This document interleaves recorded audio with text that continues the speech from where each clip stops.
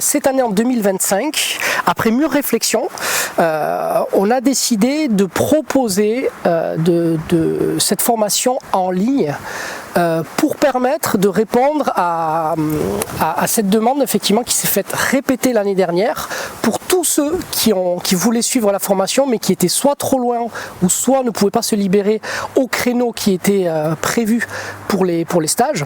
Bien, cette année, nous avons réussi à trouver un compromis pour ne pas faire que du distanciel, à savoir proposer les formations que nous avons faites l'année dernière, de les proposer en ligne, pour que chacun puisse, en fonction de ses possibilités, en fonction de ses disponibilités, suivre cette formation à son rythme, mais y inclure aussi ce lien qui nous est si cher, en proposant tout simplement un suivi. Et ce suivi, il sera très important parce il se fera de différentes façons. Il se fera tout d'abord par le fait de faire plusieurs lives. Donc ces lives permettront tout simplement de reprendre les cours et de reprendre les différentes questions qui seront apparues pour les académiciens et de les reformuler dans une intervention que je ferai. Et une deuxième forme de live permettra, au travers notamment de Zoom, aux académiciens, tout comme l'année dernière, de faire un travail de synthèse, d'intégration par rapport à tout ce qui aura été travaillé pour montrer ce qu'ils ont compris et permettre à tous les autres académiciens également d'avoir une autre perspective des sujets que nous aurons abordés. Donc cette formule, elle a l'avantage effectivement de permettre à tout un chacun de suivre cette formation, et donc quel que soit le planning ou les projets que vont avoir les gens, bien en fait ce format-là va permettre de ne pas avoir à choisir entre les différents projets que vous aurez en 2025. Donc il y aura simplement une accessibilité à tous les cours, et ensuite régulièrement il y aura ces lives et ces zooms qui permettront à tout un chacun de reprendre le wagon en marche, et surtout de permettre de s'assurer que tout le monde avance. Parce que le vrai problème il est là, c'est que moi, ce qui me gênait au départ dans les formations exclusivement en ligne, c'est que je trouve que les gens sont trop laissés à eux-mêmes, et que lorsqu'on aborde des sujets qui sont soit complexes, soit qui demandent un certain niveau d'expertise, et en fait on ne peut pas laisser les gens, à mon sens, comme ça libres dans la nature. Il faut pouvoir les soutenir, il faut pouvoir les accompagner, répondre aux questions et surtout créer du lien une fois que les sujets ont été amorcés et ont commencé à être assimilés par les académiciens. Donc là, la formule, je trouve qu'elle est très adaptée parce qu'elle va permettre à tout un chacun de pouvoir suivre cette formation à son rythme et en même temps être accompagné, que ce soit par moi-même, mais aussi par tous les autres académiciens, parce que chacun jouera de sa propre sensibilité et de sa propre expérience pour enrichir l'ensemble des cours que nous allons voir ensemble. Et de la même façon, comme il y a eu une première promotion, la promotion de l'année dernière sera invitée justement à nous rejoindre dans ces différents live et Zoom pour justement faire bénéficier à tous les nouveaux arrivants de leur expérience et pouvoir ainsi enrichir la grande famille de l'académie. Donc en ce qui concerne les modules, donc on va commencer à partir du mois de mars et ça va s'étendre donc du mois de mars jusqu'à la fin de l'année. On prévoit 2 mois pour chaque module. Donc on va commencer au mois de mars-avril avec les fondements qui sont donc les fondements physiques avec donc la physique quantique et la relativité. Donc relativité restreinte et relativité générale. On n'insiste jamais suffisamment parce que ce sont des sujets qui sont malheureusement trop souvent traités de façon superficielle ou alors de façon beaucoup trop vulgarisée. C'est pas une mauvaise chose en soi, mais c'est quelque chose qui ne nous permet pas, tout un chacun, et ce qui est l'objectif de l'académie, d'extraire les éléments qui nous permettent d'avoir des éléments de compréhension pour ensuite appréhender la complexité du vivant. Et ça, c'est l'objectif, c'est la raison pour laquelle ces deux modules apparaissent en premier et vont poser le socle de ce qui va devenir par la suite. Donc mars, avril, on laisse 2 mois à chacun pour pouvoir à son propre rythme travailler donc le module de physique quantique et de relativité. Donc comme on le disait précédemment, à la fin de chaque mois, on se retrouvera, donc que ce soit en live ou en Zoom, pour des questions-réponses et aussi pour le travail de recherche de chacun des académiciens qui devra donc faire un travail de présentation auprès de l'ensemble de l'académie sur l'un des sujets qui aura été abordé.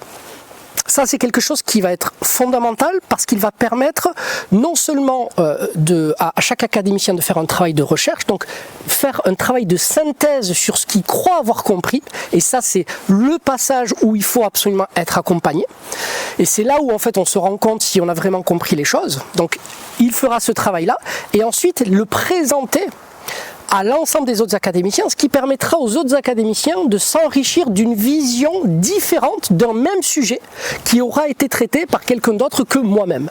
Et ça, c'est très important parce que c'est quelque chose qui aussi, intellectuellement, va nous permettre de toucher du doigt le problème de la notion de spécialiste. C'est-à-dire que même si moi j'apporte le sujet dans un premier plan, vous allez voir que chacun d'entre vous, vous allez être capable de vous l'approprier et d'en faire quelque chose de différent, non pas dans le fond, mais dans la sensibilité et dans la profondeur. Et ça, c'est quelque chose qui va fondamentalement enrichir les académiciens et donc l'académie. Et donc moi, de la même façon, je deviendrai à ce moment-là élève des cours que seront donnés par les académiciens pour permettre justement d'enrichir tout ce que l'on a étudié. Donc à la fin de ces présentations, évidemment, j'interviendrai pour recadrer, restructurer ce qui aura été dit et éventuellement aller plus loin par rapport à tous les questionnements qui auront pu être soulevés par rapport à la qualité de la présentation qui aura été faite. Nous avons déjà fait ça l'année dernière et ça a été une vraie révélation parce que ça a été extrêmement vertueux pour les académiciens, mais également pour chaque personne qui a eu la chance de suivre tout simplement ces présentations-là. Donc ce sera un moment fort, ce sera un moment où on créera énormément de liens et ce sera un moment qui donnera cette caractéristique très très particulière non seulement à ce que nous voulons faire avec cette académie, mais aussi au fait de mettre à l'honneur chaque académicien et de montrer que chaque personne qui fait partie de cette académie aura un rôle très très très important à jouer en amenant avec lui sa sensibilité et sa façon de voir le monde. Donc ça viendra donc tous les mois, ça viendra comme ça donner du rythme à chaque cycle. Donc donc mois de mars, mois d'avril, physique quantique, relativité. On enchaînera ensuite au mois de mai, au mois de juin, juste avant l'été, avec le premier module donc qui concerne l'homéostasie. Deuxième module ensuite avec l'hormèse et troisième module avec l'homéorésie. L'homéorésie, on arrive donc quasiment en fin d'année, il ne nous restera plus que le mois de novembre et décembre où nous ferons une synthèse de tous ces éléments-là au travers du grand module sur la biologie quantique. Et donc il restera ensuite simplement, on verra à la fin de l'année comment est-ce qu'on agence tout ça, mais ce sera en fonction de la disponibilité et de l'envie de chacun, ce sera vraiment bien de pouvoir envisager de faire de penser à un présentiel, de penser à une espèce de stage où on se retrouvera, non pas forcément pour que je produise du contenu et pour que vous suiviez du contenu en cours, mais pour que nous puissions nous retrouver et échanger au travers tout ce que nous aurons vécu pendant l'année 2025. Alors, encore une fois, l'homéostasie, c'est la problématique de l'homéostasie, c'est qu'elle a été présentée comme un fondement de la physiologie humaine, sauf qu'elle n'a pas été bien comprise parce qu'elle n'a pas suivi l'évolution des compréhensions des différentes révolutions scientifiques du XXe siècle. Donc, tout simplement, nous allons rattraper ce retard en intégrant dans ces modules les différentes révolutions scientifiques du XXe siècle qui ont permis de changer de perspective et d'avoir une profondeur beaucoup plus intéressante sur le sujet du vivant. Donc, il y aura des sujets, des thèmes comme la cybernétique, il y aura des notions comme la phénoménologie. De la même façon, l'hormèse,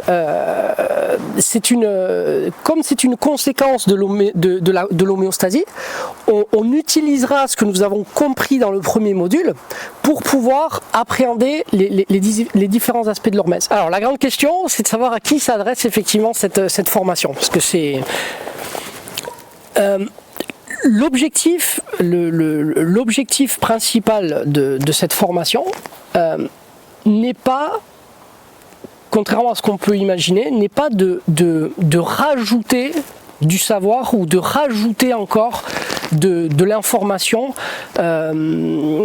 pour les gens.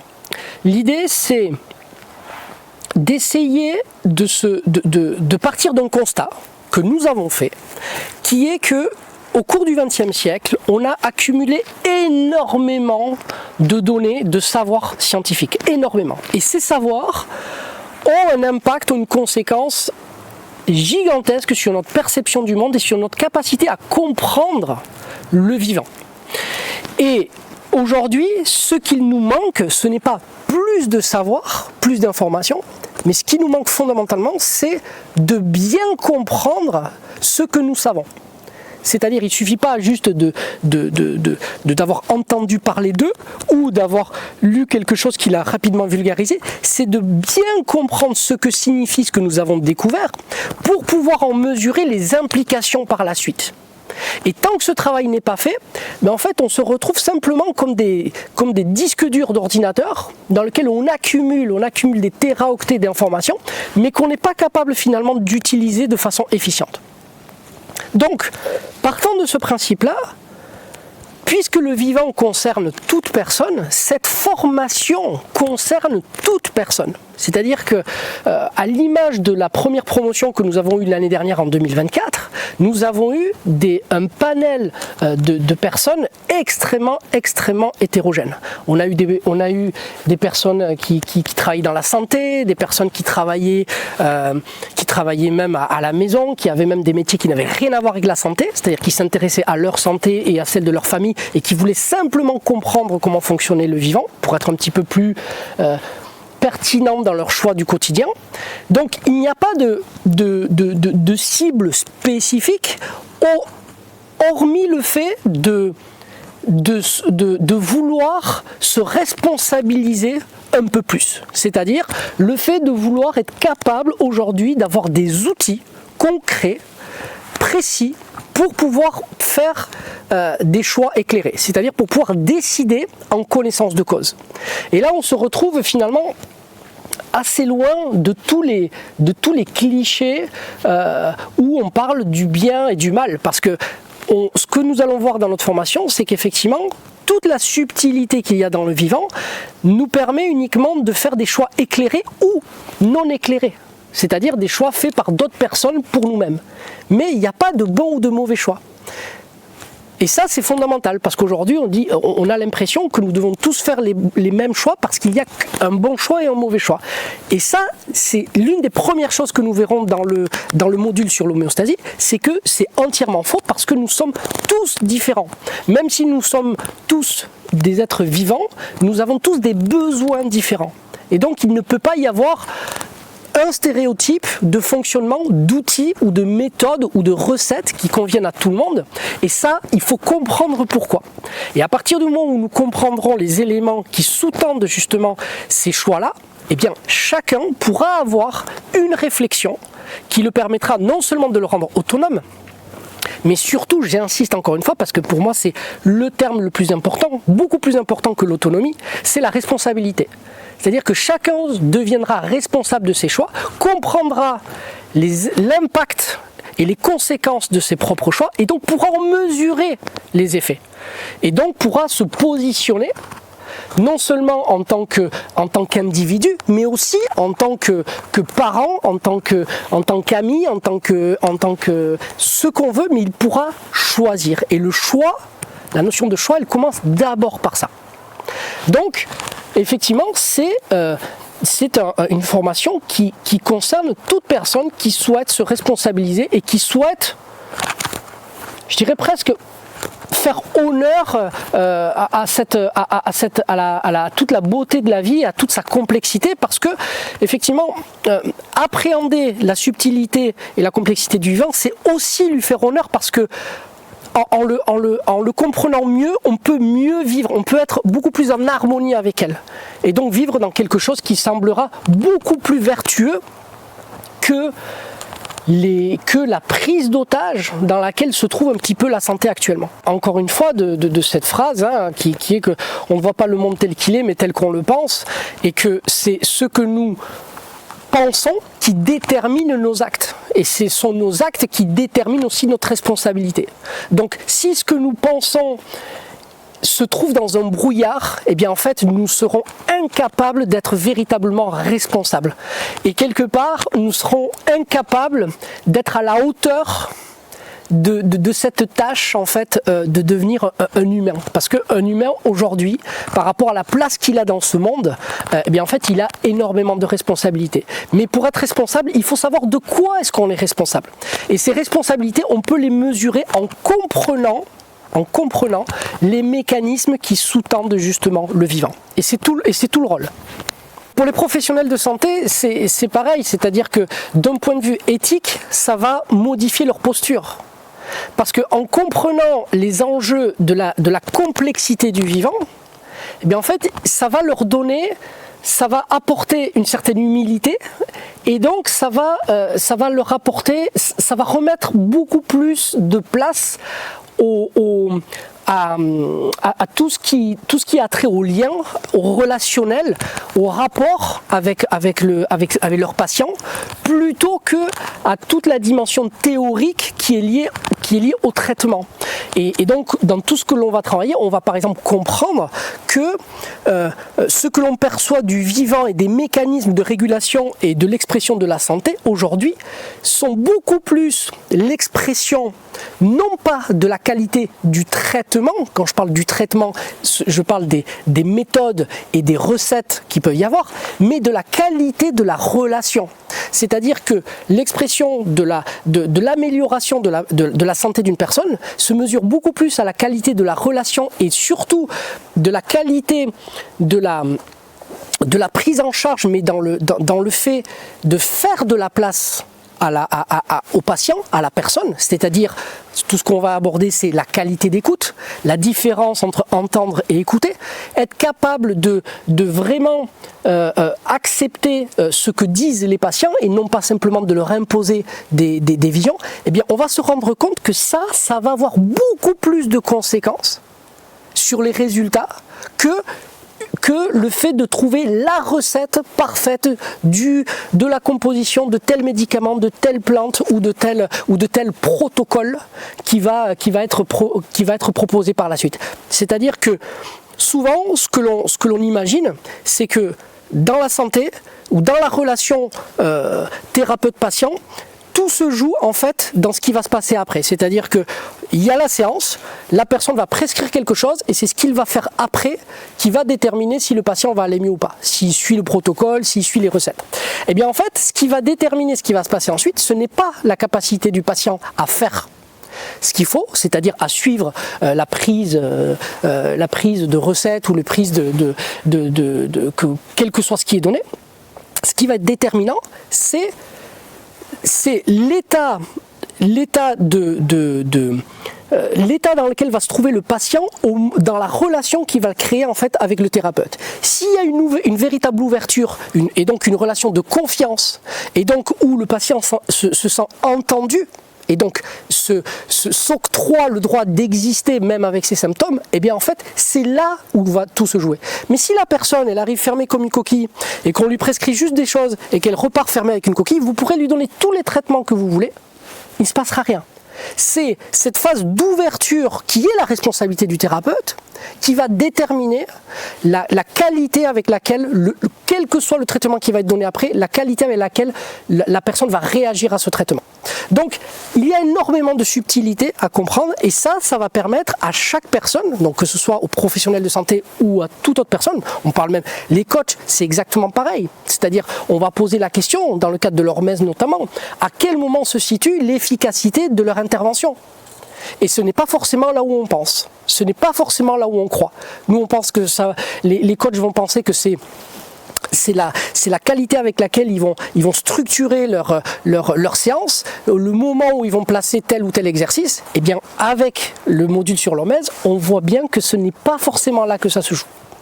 Donc toutes ces subtilités-là vont coloniser tous les aspects de la vie d'une personne, qu'elle soit coach, qu'elle soit thérapeute ou qu'elle soit tout simplement père ou mère de famille, ou même sans être parent, une personne qui simplement a envie de vivre harmonieusement avec les principes du vivant. La recherche de spécialistes ou même de mentors, c'est malheureusement quelque chose qui est très agréable pour l'ego, mais qui est extrêmement dévastateur pour le vivant. Parce que c'est un symptôme, c'est une conséquence justement que l'on peut attribuer à ce maintien dans l'ignorance des gens de ce qui se joue réellement dans le vivant et qui du coup octroie un pouvoir très très fort à ceux qui veulent se l'approprier. Ce sont des gens qui vont s'auto-proclamer spécialistes dans tel ou tel domaine et qui vont pour le coup avoir une influence très forte chez des gens qui n'ont pas forcément leur confiance, qui n'ont pas autant confiance en eux et qui vont pouvoir, justement, eux en faisant confiance à quelqu'un d'autre, suivre de façon un petit peu aveugle, sans comprendre ce qui se passe, les conseils qui effectivement auront pu peut-être fonctionner pour telle personne à tel moment, mais qui aura probablement pas les mêmes effets sur toutes les autres personnes qu'il conseillera. Et ça, ce sont des risques et des dangers justement que l'on étudie au sein de l'académie. Et pour aller plus loin que ça, tous les éléments, tous les outils que l'on donne sont des outils justement qui vont nous éloigner de ça, parce que ce sont des outils qui rendent autonome intellectuellement chaque académicien et qui du coup les préservent, c'est-à-dire qu'ils vont leur donner des outils pour dire tiens, quand telle personne dit ça, et bien en fait, par rapport à tout ce qu'on aura étudié, on sera capable de comprendre où sont les limites de ce que disent les gens. Parce qu'aujourd'hui, le problème, c'est qu'on n'accorde aucune limite au discours des spécialistes ou des gens qui donnent des conseils. On prend pour argent comptant ce qu'ils disent alors qu'on oublie que ce sont des humains comme nous, qu'ils ont fait des erreurs comme nous, qui continuent en fait à faire des erreurs comme nous. C'est aucunement des gens qui sont arrivés, personne n'est arrivé. Et c'est pour ça que moi-même, au sein de l'académie, j'en apprends autant que j'essaye de transmettre. D'où ce souhait de faire les soirées des académiciens qui a vraiment très très bien fonctionné l'année dernière et qui m'en a énormément appris et qui m'a permis, moi, d'ajuster tout ce que je croyais savoir jusqu'à présent. Et ça, je pense que c'est l'une des grandes vertus de l'académie, c'est d'apporter, de par son contenu, beaucoup d'humilité et de redonner de la confiance aux gens en leur montrant en fait que ce n'est pas une affaire de spécialistes. Soit nous devons tous devenir des spécialistes, soit personne ne doit devenir un spécialiste. Mais il ne peut pas y avoir quelques spécialistes qui décident un petit peu pour tout le monde. Or, aujourd'hui, la tendance, elle est un petit peu là. Et ça, moi, j'ai beaucoup de mal à l'accepter parce que je pense que hors caméra, ça fait plus de tort que de bien. La marque de l'académie, justement, c'est que nous ne défendons pas une idée particulière. On n'a pas un modèle, on n'a pas une marque à vendre, en fait. On n'a pas quelque chose... l'objectif n'est pas de penser d'une certaine façon, mais simplement de développer une méthodologie qui permette à chacun d'avancer dans son cheminement. Donc, il n'y a pas de conflit d'intérêt là-dedans et c'est pour cette raison effectivement que nous faisons toutes ces interviews, que nous allons interviewer des gens de tous bords. On ne va pas les voir, on n'interviewe pas des gens parce qu'ils disent la vérité ou parce qu'ils ont trouvé la vérité, mais parce qu'ils ont ouvert une porte que d'autres n'ont pas osé ouvrir et qu'elle permet du coup de faire encore un pas de côté pour nous permettre d'avoir une nouvelle perspective sur les choses. Et plus nous aurons de perspectives différentes, et c'est là où du coup la différence va venir s'enrichir, c'est-à-dire que au sein de l'académie, les différences d'opinion sont la vertu. Le but, c'est pas que nous soyons tous d'accord. Au contraire, c'est-à-dire que lorsqu'on sera tous d'accord, moi je commencerai à m'inquiéter. L'objectif, c'est que nous arrivions à décortiquer la raison pour laquelle nous ne sommes pas d'accord. Et donc de comprendre dans ce désaccord, qu'est-ce qui nous intéresse, qu'est-ce que nous voulons par rapport à nos propres besoins à ce moment-là dans nos vies, qu'est-ce que nous voulons retirer.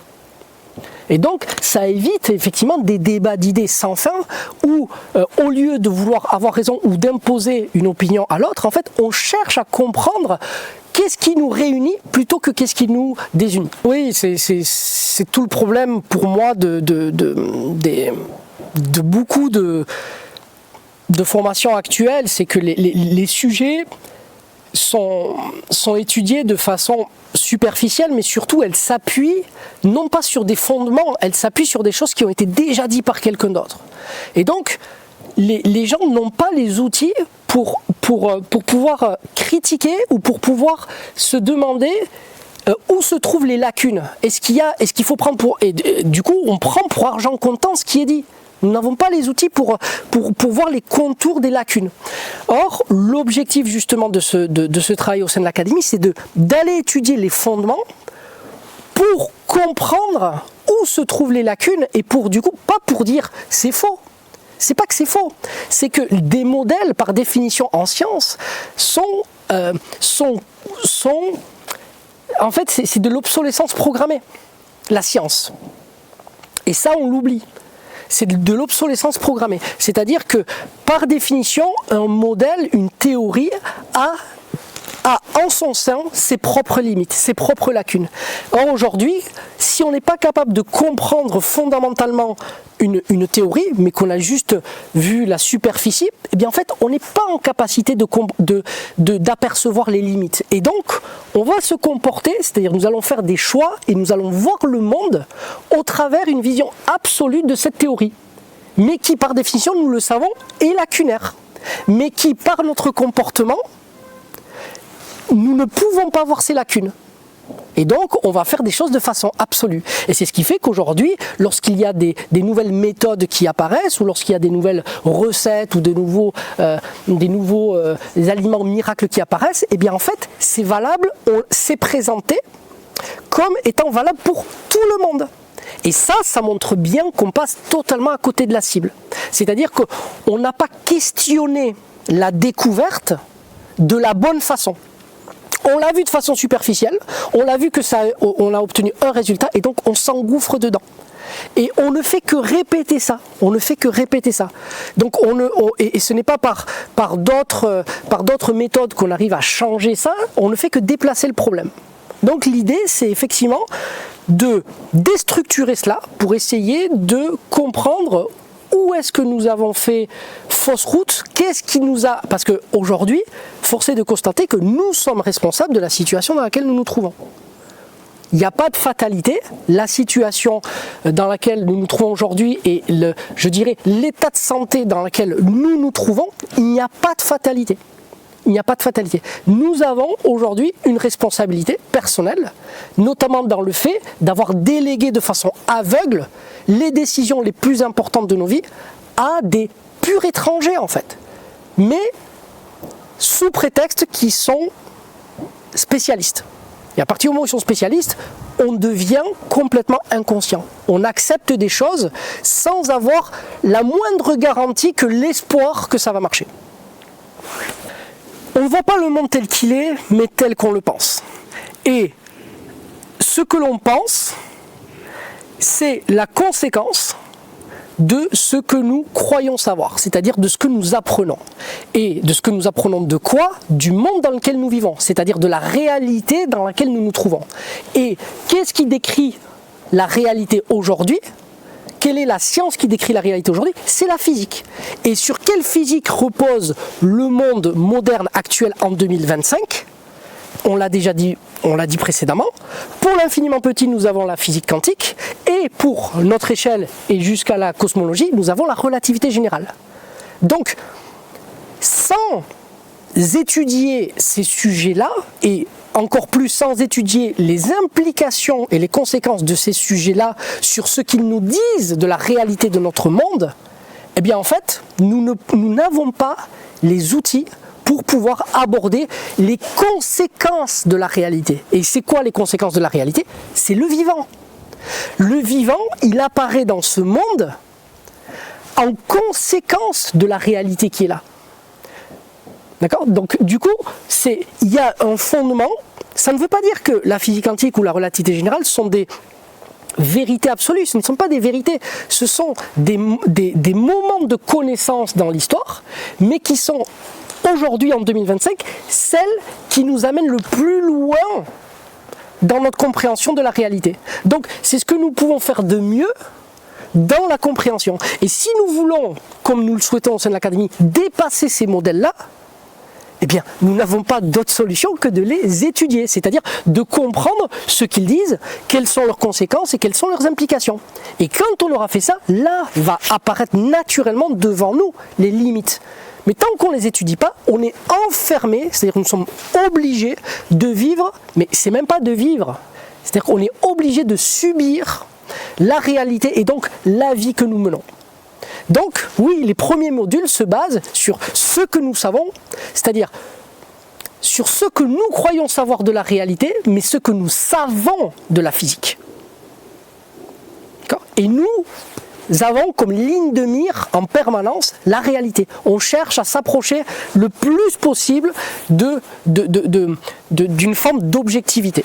Mais ça, pour ça, il faut de la méthodologie et il faut faire les choses dans l'ordre. Oui, ça c'est un grand chapitre aussi du processus de l'académie. Parce que dans l'académie, il y a le cours, c'est-à-dire tout le contenu, mais il y a aussi tout ce qui se passe à côté. C'est-à-dire le cheminement. Et dans ce cheminement, il y a effectivement le fait de comprendre que l'objectif, il faut accepter de ne pas tout comprendre et de ne pas chercher à tout maîtriser. Et or, pour moi, l'une des erreurs aujourd'hui dans le cadre de certaines formations, et c'est pour ça que pour moi, beaucoup de formations se mordent la queue, c'est que les gens se donnent pour objectif de tout comprendre et d'obtenir des compétences particulières.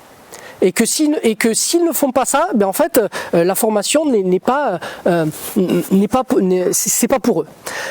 Et en fait, pour moi, le problème, il est complètement ailleurs. Et je pense que cette attitude-là est handicapante aujourd'hui et que c'est elle qui nous enferme dans la situation dans laquelle nous nous trouvons.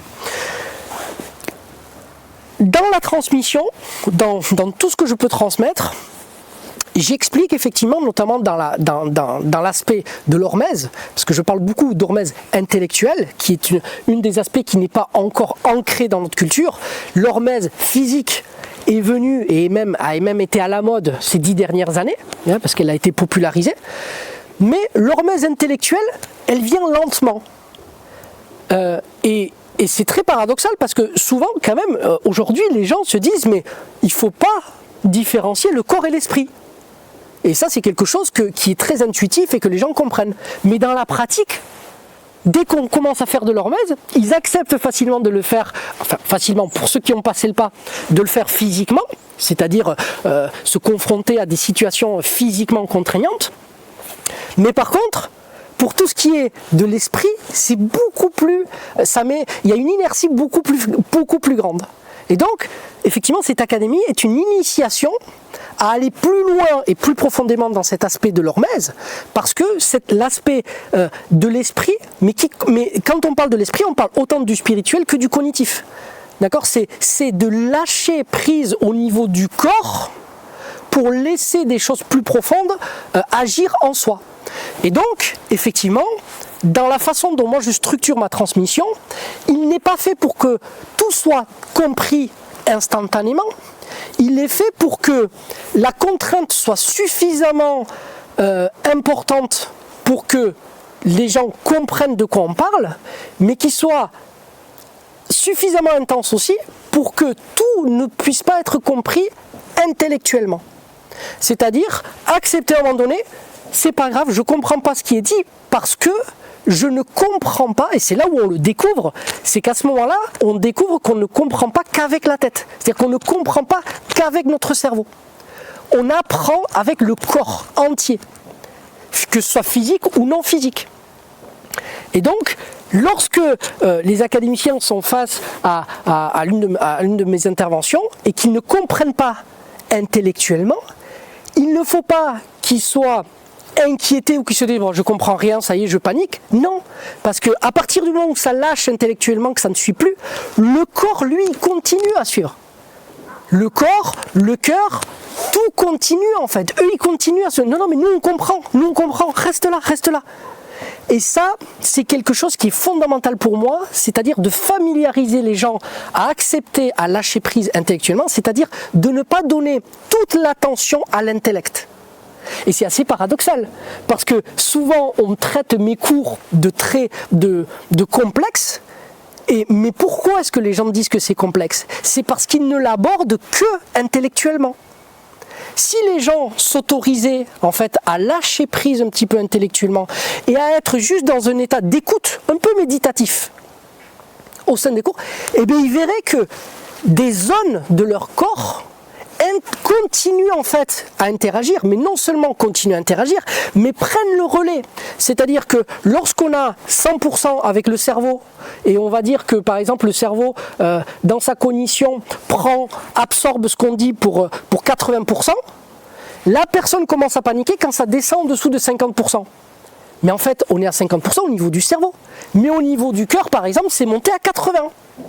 Mais on n'est tellement pas habitué à apprendre avec le cœur et à apprendre avec le reste du corps que ça nous fait paniquer.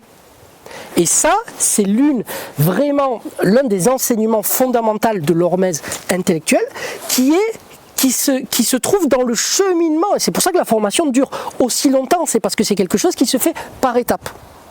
Mais c'est quelque chose qui est, encore une fois, pour moi, la conséquence d'une façon d'apprendre les choses qui se trouve dans l'accumulation, non pas de savoir, mais d'information, et qui donne l'illusion d'avoir compris. Et c'est dans l'illusion d'avoir compris que l'on s'enferme dans des dogmes. Une véritable continuité, parce que finalement, cette académie, de la façon dont elle est pensée par rapport à tout ce que je vous ai expliqué là, c'est une école de la vie, mais une école de la vie au travers le lien. Pas une école de la vie dans l'accumulation d'informations. C'est le contenu, la transmission qui va véhiculer des échanges, mais par contre c'est le lien, c'est-à-dire chacun des académiciens qui va créer le contenant dans lequel tout ça va pouvoir s'exprimer.